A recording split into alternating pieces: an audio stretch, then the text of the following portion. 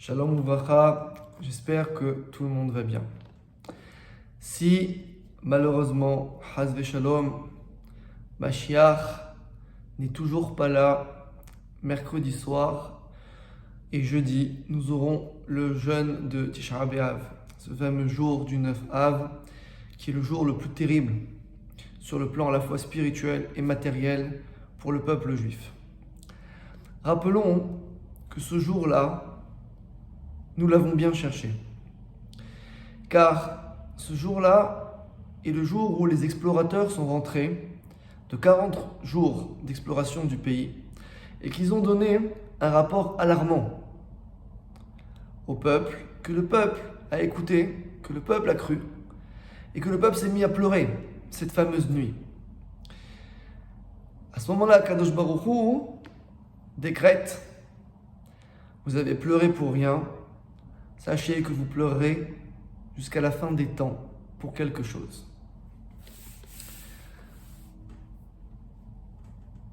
La Gemara dans Masechet Ta'anit, Chavav Amud Bet 26b, nous dit qu'il est arrivé 5 choses ce jour de Tisha B'Av principalement. Et elle nous dit: Tisha B'Av, le jour de Tisha B'Av, Nigzar alavotenu shelo yikanesu la'aretz. Il a été décrété sur nos pères qui ne rentreraient pas en Israël. Effectivement, la génération est morte dans le désert pendant 40 ans. Et le premier temple a été détruit. Et le deuxième également. Bétar, la ville de Bétar a été ravagée. Et la ville de Jérusalem a été labourée. Ce jour-là, nous avons également 5 interdits qui sont les interdits comme à Yom Kippour, qui sont de ne pas manger, ne pas boire, ne pas se laver et s'enduire, ne pas porter de chaussures en cuir et de ne pas avoir le devoir conjugal, de ne pas avoir de rapport entre époux. Ceci démarre le mercredi soir jusqu'au jeudi soir. Mais revenons sur ces 5 choses.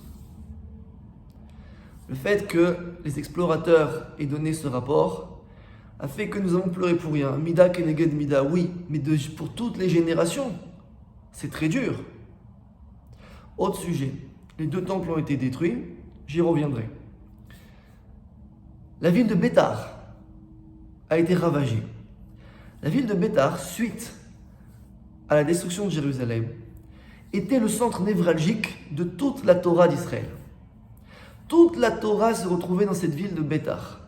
Et c'est notamment là que le fameux Bar Korba en 133 a mené sa révolte contre les légions romaines de l'empereur Hadrien. Même Rabbi Akiva s'imaginait qu'il était le Mashiach. Qu'est-ce qui s'est passé? Malheureusement, les Bnei Israël ont perdu. Et les Romains ont laissé les corps à l'air, les corps morts des Bnei Israël, sans pouvoir être enterrés.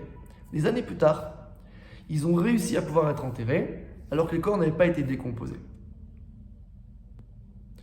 Autre sujet, pourquoi est-ce que l'on dit que la ville de Jérusalem a été labourée? Labourée pour qu'il n'y ait plus de possibilité de construction.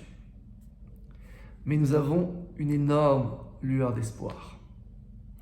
Si je prends ces 5 éléments, le fait de ne pas rentrer en Eretz Israël, la destruction des 2 temples, la destruction de Bétar, centre névralgique de Torah, et le fait que Jérusalem soit labourée pour ne plus rien construire, en fait, il ne reste plus que 2.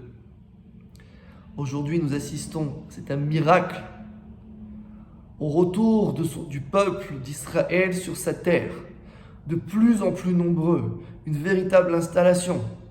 La Xéra a disparu.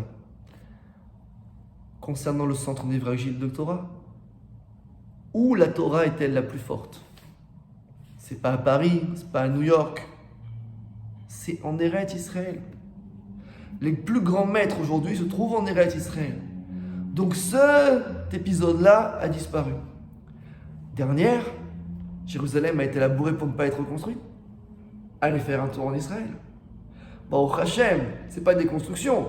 non seulement des constructions sur le plan immobilier, mais des constructions sur le plan économique, financier. Israël fait partie des nations, ce qu'on appelle le Startup Nation, c'est-à-dire c'est les nations les plus à la pointe du monde. Israël exporte dans le monde entier toute forme de produits. Sur les 5 Xérot, il ne reste plus que 2. Premier et deuxième temple, qu'on va fusionner pour avoir le 3e. C'est-à-dire, il ne manque plus que le lien entre le matériel et le spirituel, visible, pour que ces décrets soient annulés. Le Mashiach, quand il viendra, bien évidemment avant mercredi, fera en sorte de montrer ce lien. Mais ce lien, nous l'avons à chaque instant. Nous l'avons lorsque nous faisons une mitzvah. Nous l'avons lorsque nous prions. Nous l'avons lorsque nous faisons un sourire à quelqu'un. Nous l'avons quand nous donnons de l'argent à quelqu'un. C'est qu'un problème de matérialisation. Alors prenons sur nous la chose suivante. Si nous voyons de nos yeux ce véritable miracle de la reconstruction et du retour des exilés sur la terre de nos ancêtres, ne nous arrêtons pas en si bon chemin. Continuons au travail. Faisons ce que dit la halakha, Maké Bepatish, donner le dernier coup de marteau, pour qu'Akadosh Baruch Hu ait pitié de son peuple, nous envoie le Mashiach, nous envoie la Géoula, c'est-à-dire la délivrance finale, et qu'il fasse régner son nom sur toute la terre.